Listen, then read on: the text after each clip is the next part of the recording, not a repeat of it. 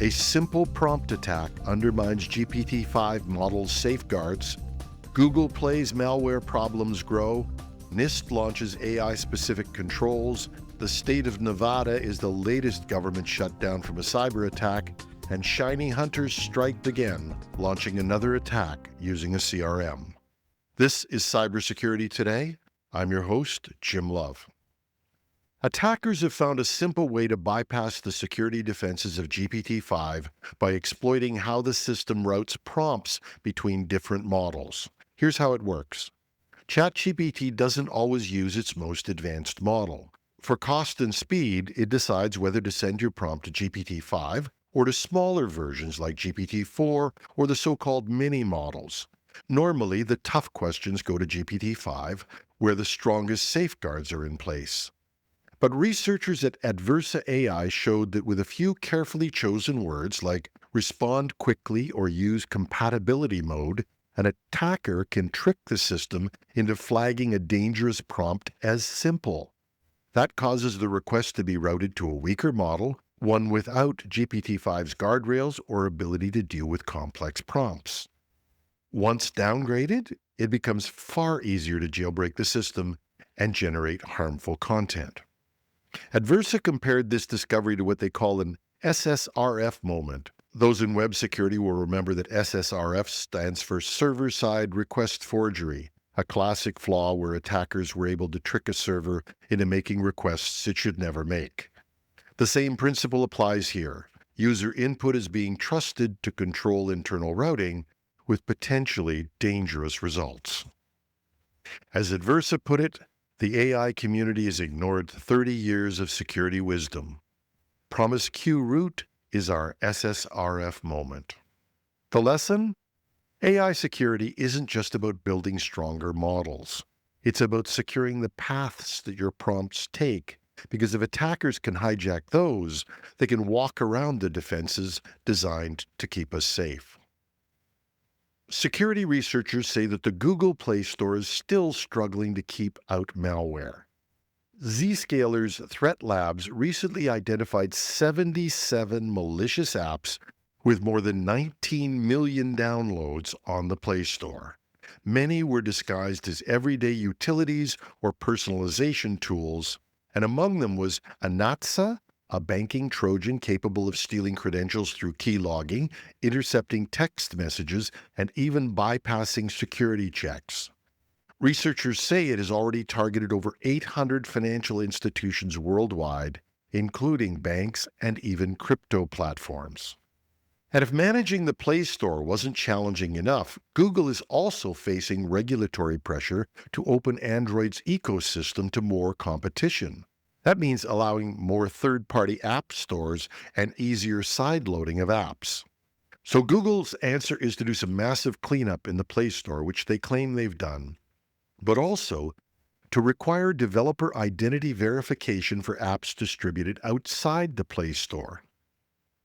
Starting in September 2026, in markets like Brazil, Indonesia, Singapore, and Thailand, developers who sideload apps or publish through alternative stores will have to provide personal information, including their legal name, contact details, and in some cases, government ID. The plan is to roll this out globally by 2027. The goal is to make sure bad actors can't simply vanish and reappear under a new name. But the bigger challenge remains balancing Android's open ecosystem with the needs for real security. On August 14th, NIST published a concept paper and proposed action plan introducing control overlays for securing AI systems, or COSAs. These are extensions to the familiar SP80-53 security controls, but are crafted specifically for different AI use cases. Traditional cybersecurity frameworks, it turns out, weren't designed to handle AI threats like data poisoning, model integrity attacks, adversarial examples, or prompt injection. COSACE aims to fix that gap by adapting well-known security controls into overlays that organizations can customize for AI scenarios. The first will focus on 5 areas: generative AI, predictive AI, single-agent systems, multi-agent systems, and guidance for AI developers themselves. This creates a starting point for securing the different ways AI is built and deployed. NIST says these overlays won't stand alone. They're meant to complement its broader suite of AI guidance, including the AI Risk Management Framework, secure software development practices, and research into adversarial machine learning. To encourage community input, NIST has opened a Slack channel for discussion and plans to release its final public draft in early 2026, followed by a workshop to refine the details. If you want to dig deeper, the concept paper is available from NIST. We'll put a link on the show notes at technewsday.com. The takeaway? By building on existing frameworks, COSACE offers a structured and hopefully a familiar way for organizations to start addressing AI's unique security risks. Late on Sunday, the state of Nevada was forced to close government offices after a serious cyber incident disrupted websites, phone systems, and key IT platforms. The disruption began at about 1:52 a.m. Pacific Time, prompting immediate containment steps that left services online and staff working around the clock to restore operations. Importantly, 911 and emergency services remained fully operational throughout the outage. State officials also said there's no evidence that personally identifiable information has been stolen at this time. However, if this does turn out to be ransomware, then even if defenses stopped encryption, attackers likely still had extended access to the network to exfiltrate data. That's a common tactic in modern double extortion schemes. And this wasn't an isolated disruption. It mirrors a troubling trend. Back in February, the city of Hamilton in Canada faced a major ransomware incident that shut down roughly 80% of its network and led to an $18.5 million ransom demand the city refused to pay. More recently, the city of St. Paul, Minnesota was hit by a deliberate coordinated digital attack, forcing officials to shut down IT systems entirely.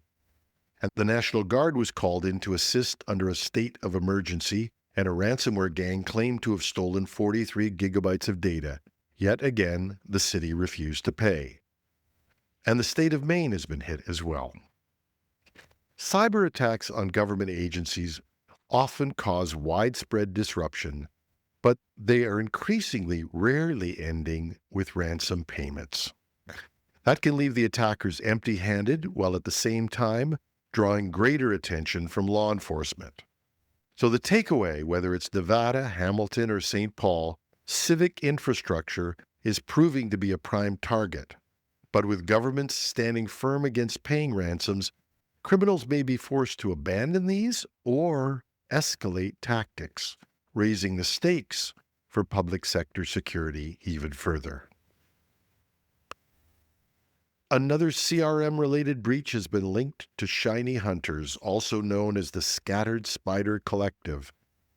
This campaign, tracked by Google's threat intelligence team as UNC 6395, was designed to obtain high-value credentials and vault tokens, keys that could be used to widen access and increase extortion payouts. The breach wasn't a technical exploit, it was a social engineering triumph. Attackers used phishing and vishing tactics to trick employees into granting OAuth permissions to malicious apps disguised as legitimate Salesforce tools. For context, I'm sure most of you know, but OAuth is a standard that lets you log into one service using your account from another. For example, authorizing a third-party app to access Salesforce on your behalf. It's designed for convenience, but once granted, these tokens can provide deep, trusted access without requiring a password every time. Between August 8th and August 18th, Shiny Hunters compromised SalesLoft's Drift chat agent and its integration with Salesforce. The stolen OAuth tokens gave them an API-level access, enabling exfiltration of sensitive data, including AWS keys, login credentials, and access tokens. SalesLoft and Salesforce responded by revoking all compromised tokens, forcing customers to re-authenticate. But this was just one phase of a much larger campaign. Shiny hunters have been using these techniques across industries, from airlines and luxury retailers to tech and finance, leveraging OAuth trust relationships to gain persistence and scale their attacks. The takeaway? OAuth was built for seamless integration, but in the wrong hands, it becomes a powerful backdoor.